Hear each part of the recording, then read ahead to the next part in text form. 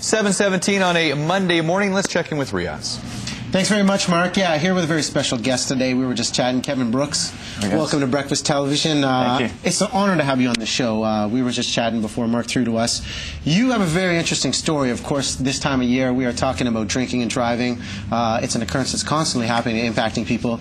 Your story is one of tragic loss, but at the same time, miraculous hope. And I know you've spoken to a lot of kids. A lot of people may be seeing you on TV and recognizing you. Tell us about your story, the choice you made, and the consequences that you've had to battle through. Okay.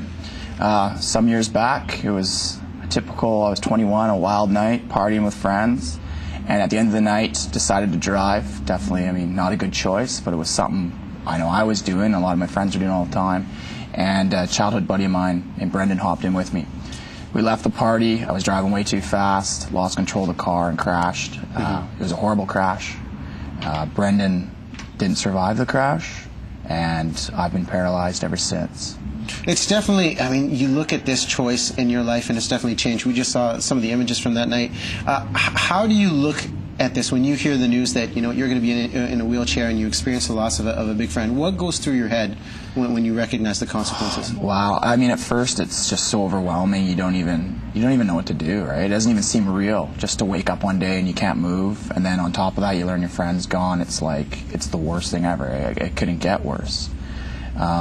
But I know inside me there was a will to go on. I wanted to live, and I remember feeling I almost had to make a choice, you know, that do I quit on life? Do I live?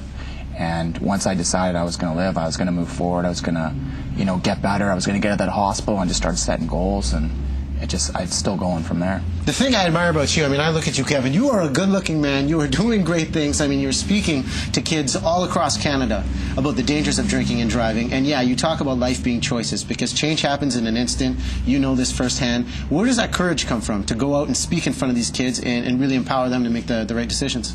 Yeah, definitely at first it was pretty scary getting out there, but it was just the fact that there was a response, there was an impact, you know, and no matter how hard it is, to know that it's making a difference, or it's changing attitudes, or it's saving a life, you know, that just makes it all worthwhile. We've got you in action right there. Now, is that nerve-wracking for you? I mean, a public speaker, it's a new career path. When I started, it was really scary, and I remember the first one going out and just feeling so nervous, and then just this calm came over me before I was about to go out on stage, and I just thought, you know, it's just the calm before the storm, what is it? Yeah. But I got through, and, you know, I can't say it was anything near what I'm doing now. I was just trying to get it done, right? I have 45 minutes, how am I going to fill that, right? Yeah.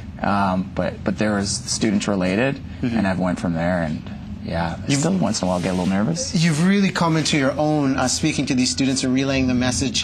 How do they receive the message? Because I'm sure when people hear about drinking and driving, there's a lot of skeptics. We've heard this message before. Yeah. What do you do that's different that really hammers home the impact to these kids?